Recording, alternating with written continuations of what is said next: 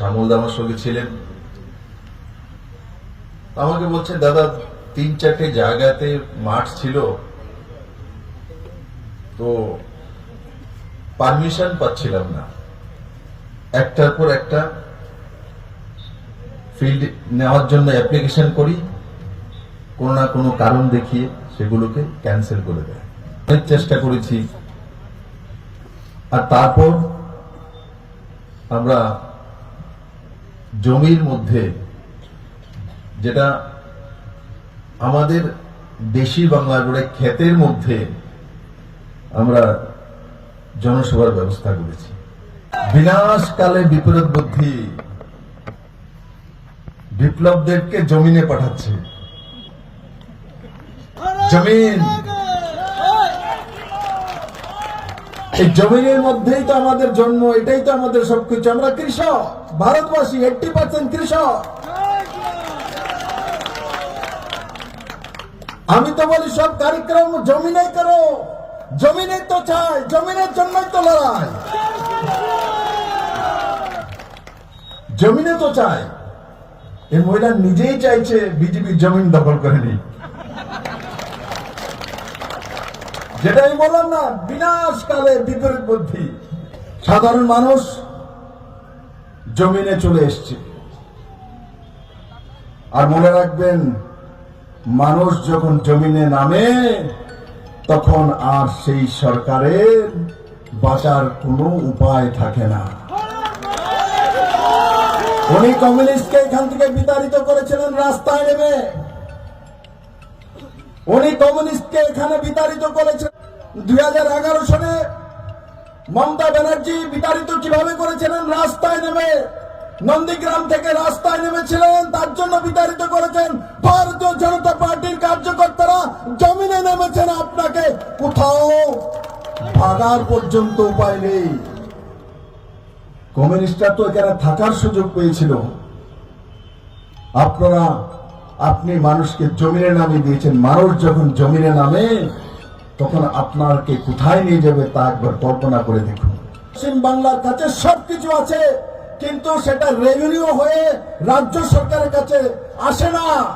রোজগার আছে, আমি বলি এখন ভারতীয় জনতা পার্টি সরকার চলে আসুক, দেখবেন পশ্চিমবঙ্গের ইকোনমি কোথায় চলে যায়। আপনাদের নতুন করে কিচ্ছু করার দরকার নেই, আপনাদের কাছে সবকিছু আছে, কিন্তু সেটা সরকারের তহবিলে যায় না, ট্যাক্সে যায় না। তার জন্য আপনার কোল্ড স্টোরেজ নির্মাণ হয় না। আপনার এখানে বালুর টাকা কোথায় চলে যায়?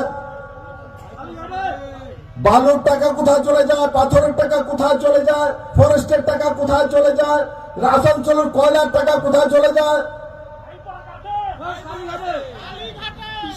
পশ্চিমবাংলার রোজগার আছে, পশ্চিমবাংলার রোজগার আছে, কিন্তু সেই রোজগারটা রেভিনিউ হয়ে সিস্টেমেটিক্যালি রাজ্য সরকারের কাছে আসে না, ব্যক্তিতন্ত্রের কাছে চলে যায়, তৃণমূলের ভাইপুর কাছে চলে যায়, তার পিসি ভাইপুর কাছে ফান্ড হয়ে যায়, তৃণমূলের নেতাদের ফান্ডে চলে যায়। তার জন্য আপনার ছেলে মেয়ের স্কুল বন্ধ হয়ে যায়। ভারতীয় জনতা পার্টি সরকার আসার পর নরেন্দ্র মোদীর নেতৃত্বে সমস্ত অবৈধভাবে কাজ করার যে ব্যবস্থা পশ্চিমবঙ্গে সিন্ডিকেট তৈরি করা হয়েছে, সমস্ত সিন্ডিকেটকে 7 দিনের মধ্যে বন্ধ করে সমস্ত রেভিনিউ রাজ্য সরকারের কাছে নিয়ে মানুষের কাছে তার উন্নয়নের জন্য পৌঁছে দেওয়া হবে। আমি বিপ্লব দেবে এই বলি না, আমিও সরকার চালিয়ে এসেছি, আমি জানি পশ্চিমবাংলাতে আছে ভাই। আমি আপনাদেরকে স্বপ্ন দেখাচ্ছি না, কিচ্ছু করার দরকার নেই, শুধু সিস্টেমেটিক্যালি সেটা টেন্ডার দিয়ে যখন রাজ্য সরকার সেই রেভিনিউটা নিয়ে আপনাদের বাজেটের মধ্যে দিয়ে দেবে, আপনি এখানে কোল্ড স্টোরেজ তৈরি হবে, আপনি এখানে কলেজ তৈরি হবে। এনারা আপনার ছেলে মেয়েদেরকে বাঁচার সুযোগ দেওয়ার লড়াই। বাংলাদেশের অবস্থা দেখুন, হিন্দু বলে তাদেরকে জীবিত জ্বালিয়ে দেওয়া হচ্ছে। একবার ওখান থেকে আমরা এখানে এসেছি, এখান থেকে কোথায় যাব? তার জন্য নরেন্দ্র মোদীর নেতৃত্বে বাংলাকে উদ্ধার করতে হবে।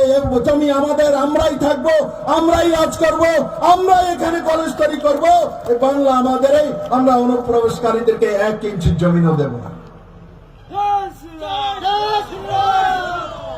ভারতীয় জনতা পার্টির মুখ্যমন্ত্রীরা পারে। উত্তরপ্রদেশে দেখেননি যোগী আদিত্যনাথ? পছন্দ হয়তো যোগীজির জয় শ্রীরাম করাতে হবে, উত্তরপ্রদেশের মতো কানুন ব্যবস্থা লাগু করতে হবে, সেটা ভারতীয় জনতা পার্টি আপনারাই করতে পারেন।